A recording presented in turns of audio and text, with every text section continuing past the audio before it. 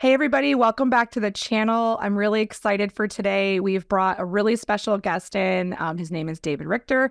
He has this amazing offer that I thought really would resonate with everybody who comes to the channel or, is able to connect through us through any of our social media.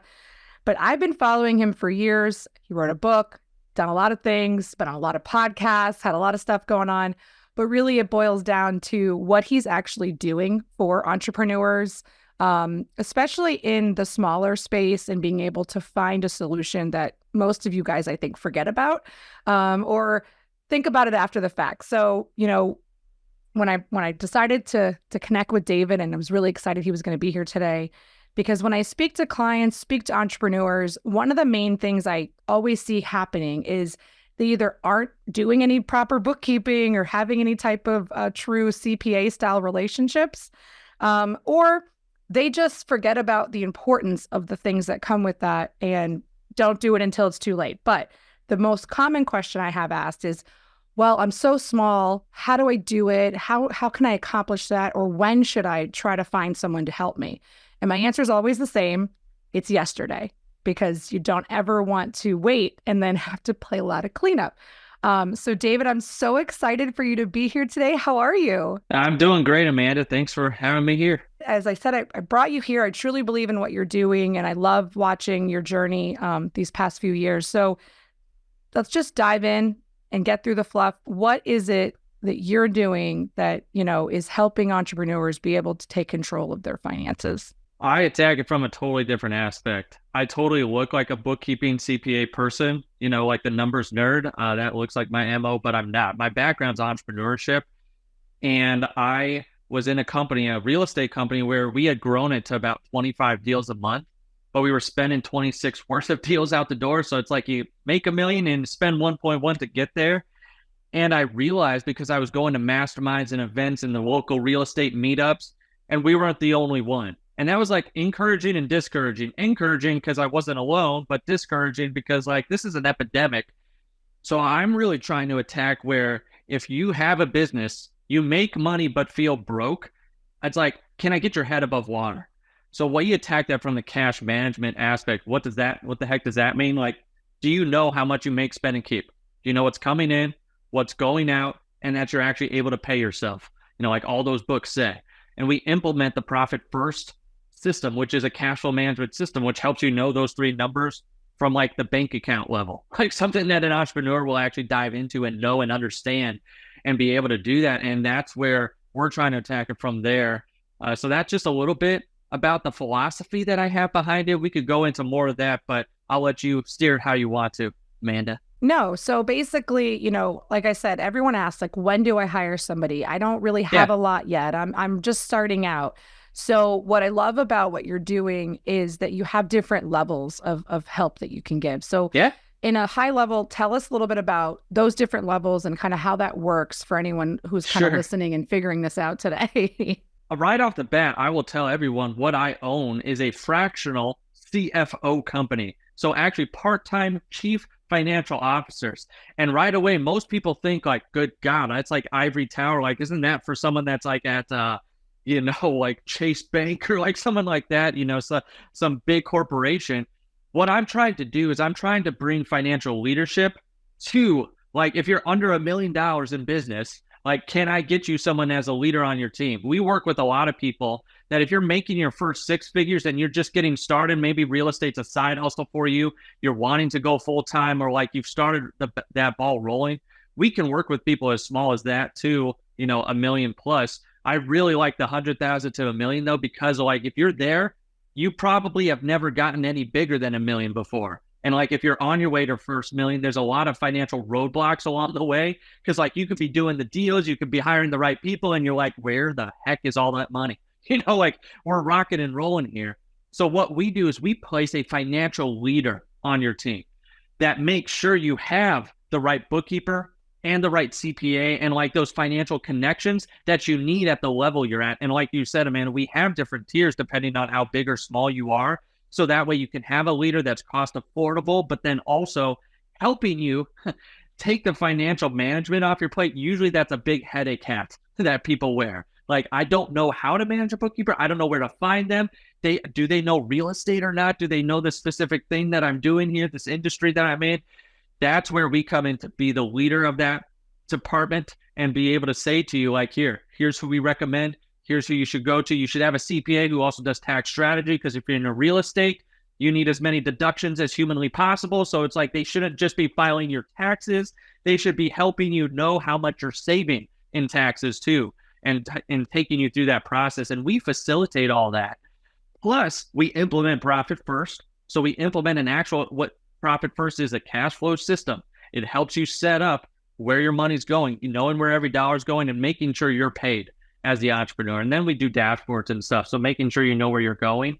So it's not just all the bookkeeping CPA reports, which are the rear view mirror. We install a GPS to say, here's where you're going with your finances. So that's a little bit about what we're doing, being that financial leader. But like Amanda, what you were saying, we built those tiers because I have the heart for like the up and coming entrepreneur. Because if I can give you good habits when you haven't made a lot of bad money mistakes in your business, like I can get you from, if you're doing one deal to 10 deals to 100 deals. Like if you're scaling up, I'd rather catch you at the 1 to 10 deals, because then you get to 100, you won't be where we were doing so many deals and so much money out the door. Like if I knew back then what I know now, I'd probably still be back in that company. I know I would be. Like, we'd be making money hand over fist with a system like that if we would have grown into it. So yeah, we work with all types of entrepreneurs. But I will say, if you're just getting started and like you've not done your first deal, that's where you can get Profit First for real estate investing, or something that just takes you through the 1, 2, 3 of,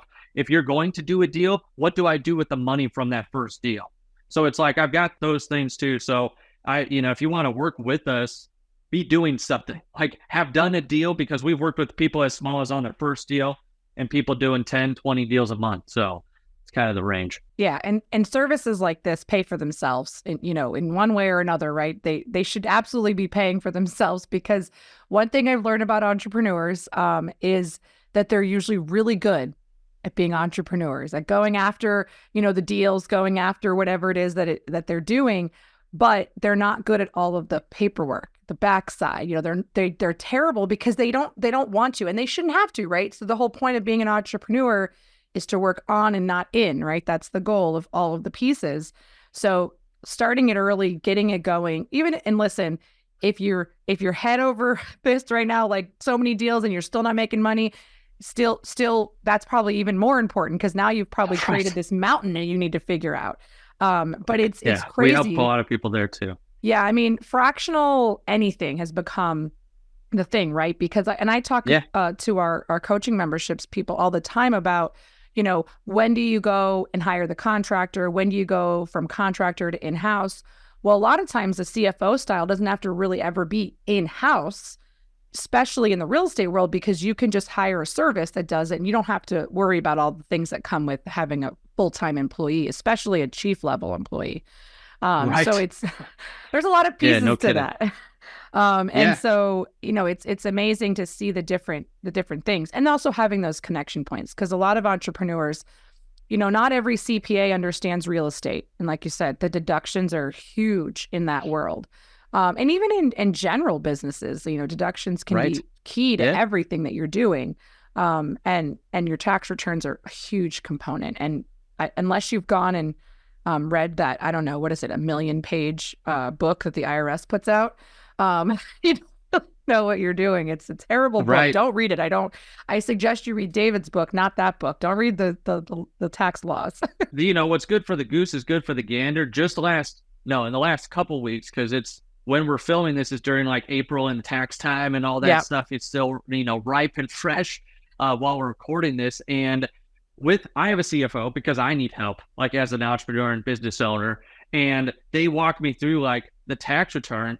And there was something on there where I had to go back to the CPA and like contest that. Like, I think there's a couple things missing here. And I literally got $12,000 back in my pocket. Like, it took down my bill that much. I'm like, this is why. That's why I'm so passionate about this, because last year, sometimes it's not even on the tax side. We help people with the exit strategy, where one lady was like, I think I should go this route with this property. And the guy said, why don't you go this, our CFO said, why don't you go this route with it. Have you ever thought about this other exit strategy, or like refinancing and not taking the profit so that way it's not taxable? And it saved her like 8K right then and there just by, and she had never thought of this other way, or like that she could do it. It's like those types of things that it's the tangible, like if you're going to come on, it's more of a proactive leadership than all the other interactions most people have had with the financial people out there. Like you send an email and hopefully 2 weeks, within 2 weeks, they get back to you sometime. And I'm like, nope, that's not us. We're proactive. We like make you sit down with us to say, here's what's happening in the business so you can make good decisions of where you should be going. Yeah. And to even add, obviously, David, I wasn't here, didn't know you back in 2007 when Fund&Grow opened, but, Ari opened, started Fund&Grow in his living room, but the number one first thing he did was he had a CFO. He, from day one, got with somebody, got a CFO relationship, and he is still our CFO today. And he's a contract style. It's not an employee. But now he's a dedicated. Obviously, this has become that thing, right? But my point is like that was the number one thing, because Ari was luckily self-aware enough to know this isn't my area. Bookkeeping, taxes and budgeting. And that's another thing. Budgeting is huge. Right. As in most people don't know how to do it properly in a business because it's not the same as a household budget. A household budget's very simple, very easy to follow. When you're building a business, figuring out how much should you be putting towards the marketing or putting towards fulfillment, putting towards, all the different pieces in your business, budgeting's key. And how can you budget if you don't know where anything is, if you don't know the profit margins, if you don't know where you're sitting, or if you're overspending, or double spending. We've done audits here and I'm like, dude, we have 3 subscriptions to the same, for the same thing. What are we doing here? Like we're spending hundreds of dollars every month that and I know that may not seem like a lot, but that all adds up. It just, everything just starts compounding. Very quickly. Yeah.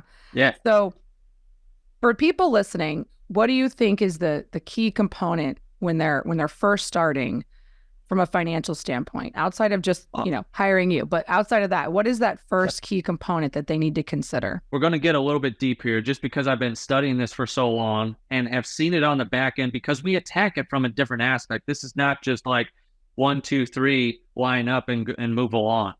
We form relationships with the people that we work with.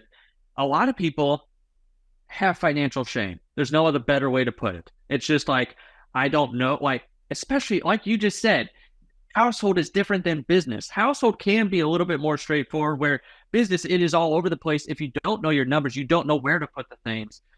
And it's like some people come to us and they're embarrassed because they don't know how to read a profit and loss, a balance sheet, a cash flow statement. Like, how do you even read these things?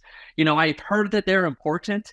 Like sometimes they'll say stuff like that. It's like, can you help me? And we're never judgmental there. But the first thing is you need some good positive reinforcement with money, because a lot of times when we're in a financial shame cycle, we will not take action. That's when financial avoidance pops up. It's like anytime, anything to do with money, and you're like sticking your head in the sand and like, I don't want to think about it. I don't want to talk about it. I don't want to do anything with it. And that's where a lot of us come from, because it might have been something in our personal life. Like me, I'm reading a book right now. I'm reading The Fonz, Henry Winkler. I'm reading his memorabilia, and his dad made him way more tight with his money, because his dad was doing stuff would take his bar mitzvah money and take it from him and not pay it back and say, you're supposed to give me this stuff. And that made him super uptight. And while he was going through and making millions of dollars, was always just I'm going to lose it all. I'm going to lose it all. And that's at the 7-figure net worth level. And just think about you growing a business and the things that you might have in your past. It's what is keeping you from really getting to that next level? Usually it's not that you can't work good enough and you can't knock on the doors, or you can't call the sellers, or you can't get on the phone. It's usually once you get the money in, what are you doing with it? Because we have no training in the past. Most people don't talk on a very simple level about the finances. Let's be honest too. It's not the sexiest topic. That's why I love Profit First. It's here's some wins, some quick things we can implement up front that is very cash intensive, meaning that it helps you know where your cash is going and helps you keep more of it, so you can have some of those quick wins, so you're more open to really talking about What do we need to work through to go to that next level? And then you have options. Do I want to go to that next level? Do I want to scale and grow, or do I want to stay where I am and just be very profitable? Like, I want to use Fund&Grow, but not to actually grow my business, but to grow my net worth, like as fast as humanly possible. It's like, that's where you could be smaller business and less people and like maybe keeping it more. Or do you want to say, no, I want to use Fund&Grow and I want to go to the moon and I really want to have like 100 houses I'm doing a month or whatever, or whatever it might be. But most people never even get that option because it's literally just survival mode all the time in business. That's where it's like, we got to get you out of that. So I know that was like one question, but it's like, that's one of the biggest things, that financial shame, and trying to just remove those roadblocks for people so they can actually think about, why did you start your business? Why did you love this thing? Why do you treat it like your baby? It's like, I want to make sure that baby can grow for you, to what you want it to become, and that it's working for you and not against you. That it's not the sassy teenager just knocking you upside the head all the time. It's like, we got to make sure that we've actually got some discipline and some actual, that we're working with each other here. So that's what we're trying to do. And like I said, remove that roadblock out of their life, because that's one of the big things we see with almost everyone that walks through our door. So what's funny is, as I break that down very easily, is people talk about mindset, the mindset of an entrepreneur, right? Oh, yeah. And that is 100% in that category of the past traumas, the childhood traumas, whatever, your relationship with money. Everything in your personal life translates into business unless you actually figure it out, unless you take a minute and dive in to figure out what it is. And that actual relationship with money could be the thing that's holding you back from growing. And that's crazy, because I just had another recording that'll be, by the time this hits YouTube, it'll already be up, with a lady named Yvonne. She's in the same mastermind group we're in. And that's what not about money, but that's what she talks about, is sometimes you don't even realize you have these traumas, quote unquote, that come in. But that's what that is. That's a trauma based on what he experienced as a child with his relationship with money. And that can, unless you kind of unravel that and reprogram yourself to think differently, that's one of those mindsets that blocks you from being able to grow. So the other thing is, in order to grow, at least for me, I'm an analytical, like data-driven person, is you have to figure out how much money do you need to make, or how many deals do you need to make to get to that next goal point, to get to that next point thing there. And like you said, I think the reason you like working within that one, that 100 to 1 million range is, we all know that that's where those 2 block points start. First million, first of all, getting to the first million is the hardest jump, in my opinion. Yeah, it is. Then getting from 1 to 5 and 5 to 10, you know what I mean? Like those jumping points. But if you have a foundation and understand the money side of it, it's just beautiful. And with something, whether they come to you or somebody else, it doesn't matter. But if you don't have somebody strategically in place to help you with that, it's crazy. And I came from a legal world before I came into the Fund&Grow family. And I will tell you, I knew everything in the law firm. I knew how all the numbers worked. I knew, they have trust accountings. They have all these different things that go on. I've done the real estate side on the legal end. But coming into Fund&Grow and having to learn the P&L and the numbers here, very different buckets, very different, it's just totally different world. So it doesn't matter even if you think a P&L and you think you don't really know until you get in it and understand each individual model. But one thing I will say also that anyone watching should be paying attention to, and I think it gets discounted, is the balance sheet. Because I always say to people, they don't understand what that's for. They don't really understand the background. And obviously, and I know. Yeah. But there's a term that's been thrown around recently that's so important, which is being bankable in this economy, in this climate, and where we're at, being bankable. And being bankable isn't just like coming to someone like Fund&Grow and being able to get money. Being bankable is having those healthy documents, and that the P&L is great, right? The P&L shows you past, shows you where everything was, but that balance sheet shows you where everything is right now.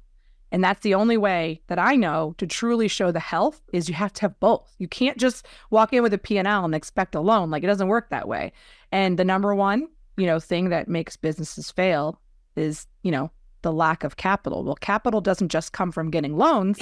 It comes from a healthy relationship and actually making a profit and having money in that reserve. So those things are huge that we talk about all the time. And it doesn't matter if you have all the lending in the world, eventually you got to pay it all back. So if you're not exactly. planning. So no, I love it. So tell me, how anyone listening today, how do they connect with you? How do they learn more about Simple CFO and what you have going Yeah. on? Or maybe even just buying your book if they're brand new and they want to get a hold of the book and read a little bit more. How do they connect with you? They can get the print book on Amazon, but if you want the ebook, audiobook, since you're listening to this, you're part of Fund and Grow, I'll give it to you. It's simplecfo.com/FG for Fund and Grow. Want to make it super simple. simplecfo.com/FG. And if you go there, you can actually get what I call the profit first cheat sheet. Because like I said, it's the quick wins. And you even alluded to this. The number one reason why businesses fail is they run out of cash. And like, I want to give you the first steps for a good cash system. That's why if you get the book, you get that cheat sheet, it'll give you literally the first steps of like, how do I know where my money's going? How do I be intentional with every dollar? That's how you can connect. And then on that second page, you can have a call with our team. And it's not this high pressured sales call. It's literally like, where are you on your financial journey? And is it a good time for the fractional CFO, or it's like too small and we might be able to give you a good connection in our world, like that CPA or bookkeeper, or like you're just getting up and coming. So it's like, hey, take that cheat sheet and start setting up the accounts for profit first or whatever. We're just going to guide you from there. It's more consultative than it is like selling. That's what we're trying to do is where are you right now?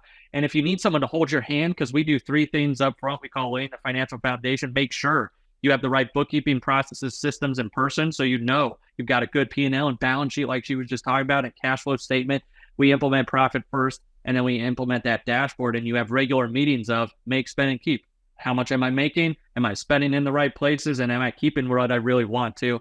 So you can get that info at simplecfo.com/FG. Love it. We're going to put that in the description as well for the YouTube audience. And then we're going to, put it out on social media because I think that, like you said, it's not the sexiest topic, but it's probably one of the most important, right? Because you can't get funding unless you have these certain documents in order. You can't grow without the funding or the capital, like whatever, you're doing, even if it's just being able to budget from each deal, how much money should go here and there and figuring all those pieces out. I'm a fan of the hand holding because I don't want to do any of it. That's why we have a full-time CFO contracted with us. So I love it. I thank you so much for being on today. I think this is a super important topic, and a lot of our audience is probably struggling, especially we're just hitting post-tax, or they're in the middle of doing the business tax side of things, or they're extending their taxes because they haven't figured it out yet. So it's a busy time for that world. So I appreciate you taking the time with us today. Well, thank you for having me. I've gone I've gone through my own journey around the subject of money and like all this stuff. So, even from that company, back where we were doing all those deals and spending all that money, now until today where I get to help people stay away from that as much as possible. I'm just appreciative of you having me on here and being able to share that message. So at least people have a fighting chance that I wish I would have had, 10 years ago. So like I always say, guys, learn from David's mistakes and let him help you so that you don't have to learn that on your own. We'll put the link in the description. And I thank you so much. And until next time, guys, thanks for joining us.